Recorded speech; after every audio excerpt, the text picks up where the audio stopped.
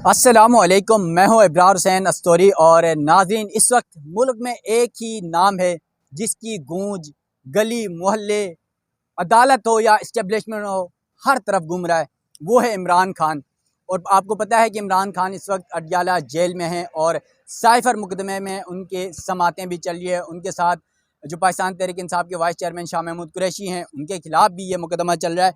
और मेरे साथ कमर मेकन हैं, सहाफ़ी हैं, GTV से वाबस्ता हैं, सुप्रीम कोर्ट की बीट करते हैं। और इन्हें भी 2 बार साइफर मुकदमा अडयाला जेल के अंदर इमरान खान के खिलाफ जो चल रहा है उस पर समात कवर करने का मौका मिला। बहुत सारी बातें होती रहीं। कुछ दिन पहले आपको याद होता है ये बलोच के साथ भी मैंने एक व्लॉग किया था कि वो भी कवर करके आए थे इस केस को। तो वो इमरान खान के हवाले से कुछ बहुत ज़्यादा नेगेटिव बातें बता रहे थे। तो क्या ये बातें सच है, झूठ हैं? कमर मेकन की गुज़िश्ता रोज़ जो वहाँ पर मुकदमे की समात के दौरान कवर करके आए, उसके बाद इनकी ट्वीट्स और इनकी जो बातें हैं उससे तो मुझे भी लगा और लोगों को भी ये लगा कि इमरान खान तो अब भी जो है उसी स्टेमिना के साथ आज भी हशाश बशाश हैं। लेकिन सच क्या है? कमर, कैसा पाया मुकदमे के दौरान इमरान खान को? जिस तरह यहाँ बातें चल रही थी, हमारे साथी दो जो कवर करके आते हैं वो तो कहते हैं कि इमरान खान टूट चुके हैं। क्या वाकई ऐसा है?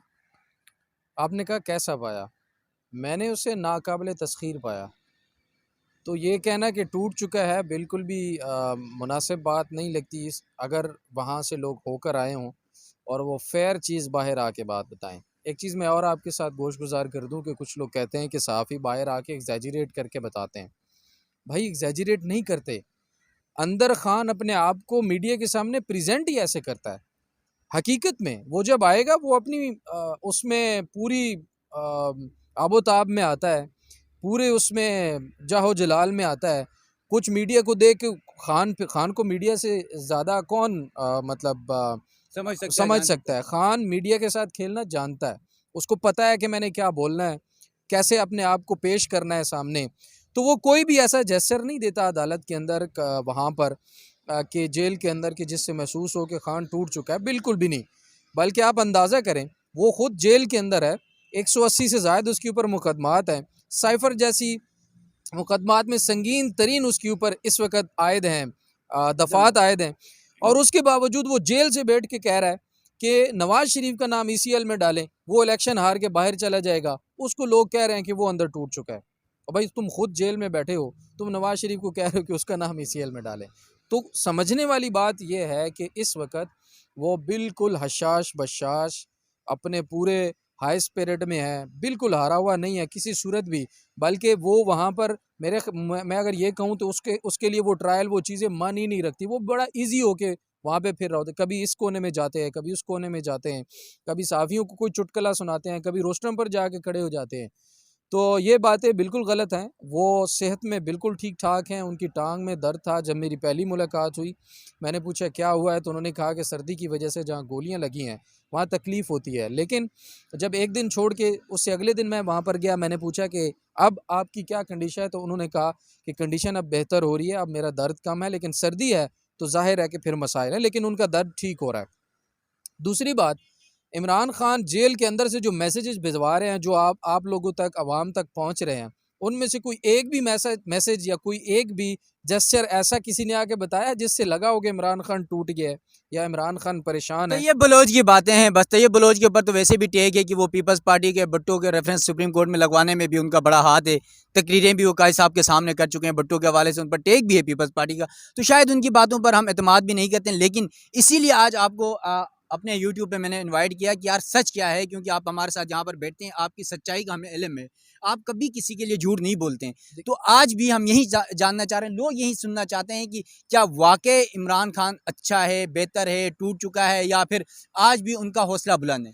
देखिए, मैंने आपके सामने एक मिसाल दी ना कि 200 के करीब मुकदमात हैं, साइफर जैसी संगीन दफात शामिल हैं, जेल के अंदर मौजूद है पिछले 5-6 माह से।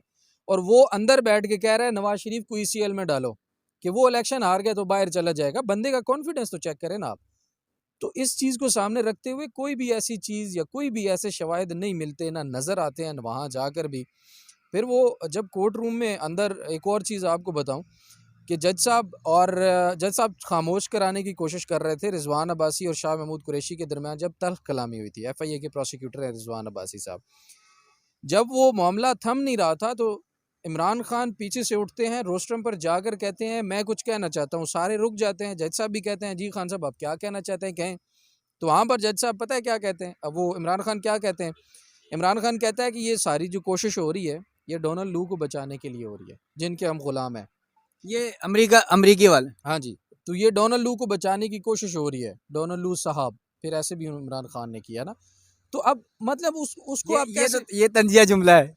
बिल्कुल उन्होंने बोला, जज साहब के सामने जब बोल दिया तो फिर हम उसको क्यों नहीं बोल सकते। तो मेरे ख्याल में जो लोग ये बात करते हैं कि जी बाहर आके साफ़ी एग्जेजरेट करते हैं, बाहर आके जानबूझ के ऐसी चीज़ें बताते हैं, बिल्कुल नहीं, खान अंदर है ही ऐसा, हकीकत है। अब ये उससे पूछेंगे वो क्यों है, तो वो खुद आपको बता देगा कि वो क्यों है।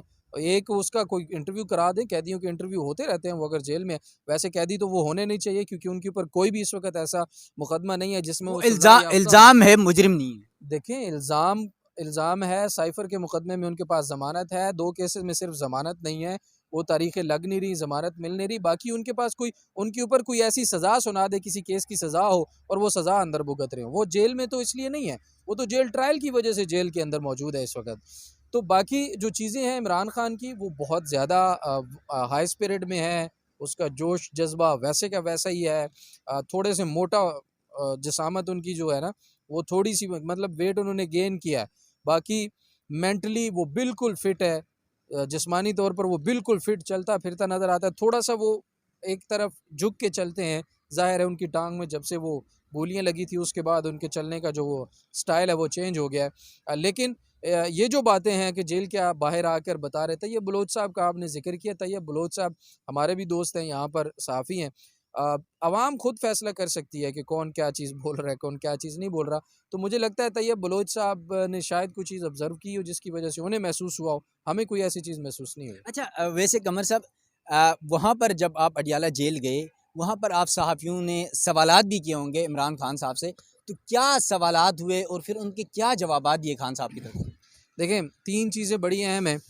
एक, उनसे सवाल किया गया कि 9 मई के मुकदमात को बेस बनाकर एक रिपोर्ट बनाई जा रही है जो कि सुप्रीम कोर्ट में पेश की जाएगी और उसके बाद पाकिस्तान तहरीक इंसाफ पर पाबंदी लगा दी जाएगी, कलअदम करार दे दिया जाएगा आपकी जमात को।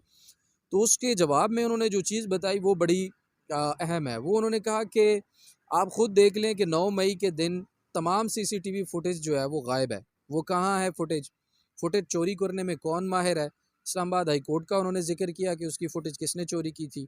आप खुद अंदाज़ा लगा लें, जिसने वो फुटेज चोरी की है वही 9 मई का ज़िम्मेदार है। फिर उन्होंने ये भी कहा कि यास्मीन राशिद को आप खुद देख लें, वीडियो में वो मना कर रही हैं, जो कि हमारी पार्टी पॉलिसी के मुताबिक था कि हम कोई पुरतशद्दुद कार्रवाई नहीं करेंगे। यास्मीन राशिद मना कर रही हैं, उसके बावजूद जो है वो इस तरह की बातें जो है वो की जा रही हैं। तो उन्होंने कहा कि 9 मई से हमारा कोई लेना देना नहीं है। वो सीसीटीवी फुटेज होती तो साफ वाज़ेह पता चलता कौन जलाओ घेराव कर रहा है, कौन इस किस्म की वारदातें कर रहा था। तो उन्होंने कोई भी इस चीज़ को मानने से जो है वाज़ेह तौर पर इनकार किया। दूसरा जो उनसे सवाल किया गया वो समाबिया ताहिर के बारे में किया गया था कल के रोज़, कि समाबिया ताहिर पैसे लेके टिकट जो है वो बेच रही हैं। उन्होंने कहा कि नहीं, वो उस औरत को मैं बड़े अरसे से जानता हूँ, वो ऐसा नहीं कर सकती और जो इल्ज़ाम लगा रहा है वो गलत है। लेकिन उन्होंने कहा कि दफ़ा 144 नाफिज़ करके ये हमारे वर्कर्स को डराने धमकाने की कोशिश की जा रही है, जो कि नहीं करनी चाहिए। और ये इसलिए डरे में है कि इमरान खान को अवाम वोट देगी निकल के बाहर, और उससे उस अवाम के डर की वजह से इन्होंने दफ़ा 144 जो है वो भी लगा दिया। फिर उन्होंने कहा कि टायर 1 की क़यादत, टायर 2, टायर 3 हो जाए, कोई भी क़यादत जितनी भी हमारी है, टॉप लीडरशिप, वो सारी की सारी जो है वो या जेलों में है या मफरूर है, यानी कि छुपी हुई अंडरग्राउंड है, मफरूर नहीं है, छुपी हुई है और सामने नहीं आ सकती। इस वजह से सामने आ रहा है उसको गिरफ्तार कर लेते, उठा लेते। तो उन्होंने कहा कि अब वर्कर इलेक्शन लड़ रहा है, अब हमने सारे वर्कर्स को टिकट्स दे दिए हैं, तो अब उनको भी इलेक्शन जो है वो नहीं लड़ने दिया जा रहा।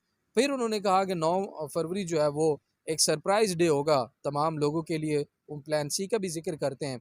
बहरहाल जो बंदा अंदर बैठकर इतने प्लान बना के बैठा है, जो खुल के सारी चीज़ें बोल रहा है। फिर उन्होंने कहा फ़ौज के बारे में सवाल हुआ कि फ़ौज ये इंतखाबात करवाएगी, यानी सिक्योरिटी फ़ौज के ज़िम्मे होगी। तो उन्होंने कहा कि फ़ौज हमारी है, 80% फ़ौज हमें वोट करेगी और हमारे साथ है। और उन्होंने कहा कि उनका काम सिक्योरिटी और चीज़ें मेंटेन करना होता है, लेकिन ये जो निगरान, इलेक्शन कमीशन और बाकी सब मिलकर एक प्लान बना रहे हैं धांधली का, वो बिल्कुल फ़ेल हो जाएगा। क्योंकि उससे पहले उन्होंने जिक्र किया राजनपुर के इलेक्शन का, फिर वो 37 ज़िमनी इलेक्शन हुए थे 37 सीटों पर, वो उन्होंने कहा कि वाज़े मार्जिन से हमने सारी चीज़ें जीती हैं, सिर्फ़ और सिर्फ आवाम जो है वो हमारे साथ खड़ी थी। तो धांधली जो है इनकी, अब वो उन्होंने कहा कि इस दफ़ा जो है वो बिल्कुल पहले वाले इलेक्शंस की तरह इनकी ख़त्म हो जाएगी। पहले वाले इलेक्शंस यानी राजनपुर का इलेक्शन और जो 37 सीटों पर ज़िमनी इलेक्शन हुए थे। तो लेकिन इमरान खान ने एक और बड़ी अहम चीज़ साइफ़र केस में जो हमें बताई वो ये थी कि उन्होंने कहा कि एक झूठ को बचाने के लिए ये लोग 200 झूठ और बोलेंगे, ठीक है? लेकिन असल मज़ा उस दिन आएगा जिस दिन असद मजीद यहाँ बयान पर उसकी जिरा होगी, तो उस दिन असल मज़ा आएगा। उसी में असल गेम है। तो बाकी आप इन चीज़ों से, सारी चीज़ों से ख़ुद अंदाज़ा लगा लें कि फिर अंदर उस बैठे शख्स के क्या तासुरात है, क्या जज्बात है, या वो क्या सोच रहा है। अच्छा कमर भाई, एक चीज़ ये बताएं, जैसे सोशल मीडिया में पीडीएम की जमातें ये प्रोपेगेंडा करती नज़र आती हैं कि इमरान खान और फ़ौज के दरमियान इख्तिलाफात हैं, इमरान खान फ़ौज के ख़िलाफ़ है। क्या आप लोगों ने कोई ऐसा सवाल किया कि फ़ौज के साथ आपके ताल्लुकात अच्छे हैं? फ़ौज के हवाले से खान साहब का क्या मौक़िफ़ है? अच्छा, डील का सवाल किया था। उन्होंने कहा कि मेरी किसी से कोई डील नहीं हो रही, ना मुझसे किसी ने बात की है, ना शाह महमूद कुरैशी से। लेकिन डील सिर्फ एक ही चीज़ की है, वो है साफ़ और शफाफ इलेक्शन। तो मेरे ख़्याल में इमरान खान इस वक़्त अपना तमाम जितना भी उसका जो कुछ भी उसके पास था सारा कुछ दाँव पे लगा के ना मेरे भाई, वो इंतज़ार कर रहा है 8 फरवरी का। तो ये डील की ख़बर भी उन्होंने बिल्कुल मुस्तरद की, और उन्हें पता था कि उनके बारे में कार्टून भी शाया हो रहे हैं, ख़बरें भी शाया हो रही हैं। तो मेरा नहीं ख़्याल कि किसी किस्म की डील या किसी किस्म के इस तरह के मामलात में, बाकी उन्होंने ये कहा है कि फ़ौज हमारी है और फ़ौज हमें वोट भी करेगी। मतलब ये है कि जो फ़ौज के हवाले से इमरान खान के दरमियान जो प्रोपेगेंडा किया जा रहा है वो सरासर गलत है कि खान साहब खुद कह रहे हैं फ़ौज हमारी है और हम फ़ौज के हैं। ये बात इमरान खान ने कई दफ़ा बयानात में वाज़े किया है कि वो उनकी जो जंग है वो रूल ऑफ लॉ के लिए है, वो कानून की पासदारी के लिए है, कानून पर अमल दरामद की है। तो कानून के ख़िलाफ़ अगर कोई भी लोग खड़े हैं, कोई भी बंदा खड़ा है, तो ज़ाहिर है तो वो सिर्फ़ इमरान खान की ड्यूटी नहीं है, वो फिर सबको उसके ऊपर बात करनी चाहिए कि कानून के अगेंस्ट, रूल ऑफ लॉ के अगेंस्ट चीज़ें जो हो रही हैं वो क्यों हो रही हैं। तो वाज़े तौर पर इमरान खान इस वक़्त बिल्कुल फ़ौज के साथ तनाव की सूरत जो है वो हमें कोई भी ऐसी चीज़ महसूस नहीं हुई। अच्छा कमर भाई, 2 सवालात हैं मेरे, ये आखिरी सवालात हैं। एक तो जिस सुप्रीम कोर्ट में इस वक्त हम मौजूद हैं, चीफ जस्टिस काज़ी फ़ाइज़ ईसा साहब हैं, उनके हवाले से या अदलिया के हवाले से खान साहब का क्या मौक़िफ़ है? ऐसे कोई सवालात आप लोगों की तरफ से हुए? और दूसरा ये भी बताइएगा कि इंतखाबात आ रहे हैं, इंतखाबात के बाद खान साहब कोई बदले लेने की भी कोई बातचीत कर रहे हैं कि मैं उनसे बदले लूँगा, इससे बदले लूँगा? नहीं, कोई बदले वाली किसी तरह की उन्होंने बात नहीं की। इलेक्शन कमीशन को एक दफ़ा उन्होंने कहा था कि आप लोग जिस तरह से काम कर रहे हैं वो सही नहीं है और आप कानून का मजाक उड़ा रहे हैं, कानून तोड़ रहे हैं। और लेकिन जो धमकी होती है, बदला होता है, काज़ी फ़ाइज़ ईसा हो जाए, कोई भी और इदारा हो जाए, मैंने कोई चीज़ उनके मुँह से ऐसी नहीं सुनी कि उन्होंने कोई बाहर आके या इलेक्शन के बाद या जीतने के बाद या इख्तियारात मिलने के बाद उन्होंने कोई इस किस्म का कोई भी बात की हो। मतलब खान साहब फिर अदलिया पर, काज़ी फ़ाइज़ ईसा साहब पर एतमाद कर रहे हैं? नहीं, वो अदम एतमाद का इज़हार कर चुके हैं। अदम एतमाद का इज़हार करना और बदला लेना 2 अलग-अलग चीज़ें हैं। बिल्कुल ऐसे ही जी, है। तो अदम एतमाद का इज़हार तो वो बारहा अपने वकला के ज़रिए कर चुके हैं कि उनको अदम एतमाद है।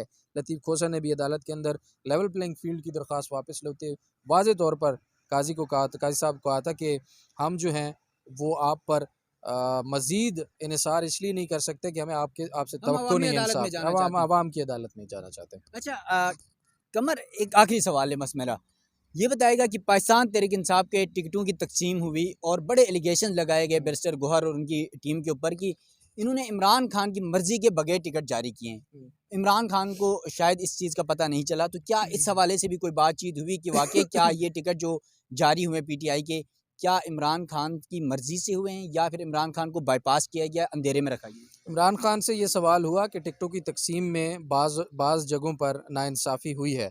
तो उन्होंने कहा कि ये फ़ैसला जो था वो मकामी क़यादत के पास था, यानी कि डिस्ट्रिक्ट प्रेसिडेंट से लेकर जो सूबे के सदूर होते हैं उन तक था, और हमने वो सारी की सारी लिस्टें और बड़ी छानबीन के बाद जो है वो सारे फैसले किए थे। कुछ 40 के करीब लोगों की लिस्टें दोबारा खान साहब के पास गई थी, वहाँ से फिर उनके ऊपर डिसीजन हुआ। बैरिस्टर गौहर ने वो चीज़ें की थी। लेकिन आपने बैरिस्टर गौहर का नाम लिया और इमरान खान का। इमरान खान जेल के अंदर है और बैरिस्टर गौहर चेयरमैन तो है, लेकिन टिकटों की तकसीम में उन्होंने इमरान खान की जो भी राय थी उसको प्रायोरिटी दी थी। ये कुछ सोर्सेस से हमें पता चला था। दूसरी सूरत में ये है कि अभी तक कोई ऐसा एलिगेशन सामने नहीं आया कि बैरिस्टर गौहर ने कोई ऐसा टिकट दिया हो जिस पर एतराज़ात हो। बाज़ औक़ात कुछ जगहों पर एतराज़ात मौजूद हैं, लेकिन वो जब तक वाज़े तौर पर कुछ शवाहिद ये चीज़ें सामने नहीं आती, तो मेरे ख़्याल में किसी पर ये नहीं कह सकता कि उसने इस तरह की चीज़ जो है वो की है। खान से जब ये सवाल हुआ तो उन्होंने कहा कि हमने अपने बेस्ट नॉलेज के मुताबिक सारे टिकट जो अलॉट किए हैं। चलें, थैंक यू कमर भाई। यकीनन आपने जो है अडियाला जेल में मौजूद कैदी नंबर 804 इमरान खान के हवाले से बड़ी तफसीलात आपके सामने रखी। क्या सच क्या झूठ, ये सब जो है कमर मेकन ने खुद अपने आंखों देखा हाल बताया।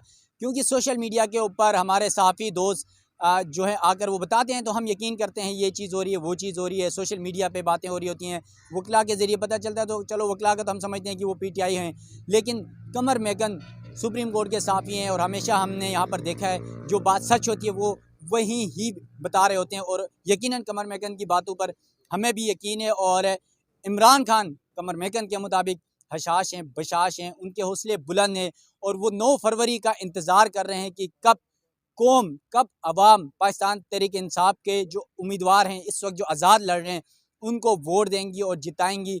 और वो दिन पाकिस्तान की फ़तह का दिन होगा, अवाम की फ़तह का दिन होगा। ये इमरान खान की बातें हैं। यकीनन ये सब सूरत हाल आपके सामने। और 8 फरवरी को इलेक्शन होने जा रहा है। अब देखते हैं कि क्या वाकई पाकिस्तानी कौम इमरान खान के साथ खड़ी है या PDM के साथ खड़ी है। अपने मेज़बान इब्रार हुसैन अस्सरी को दीजिएगा इजाज़त। अल्लाह हाफ़िज़।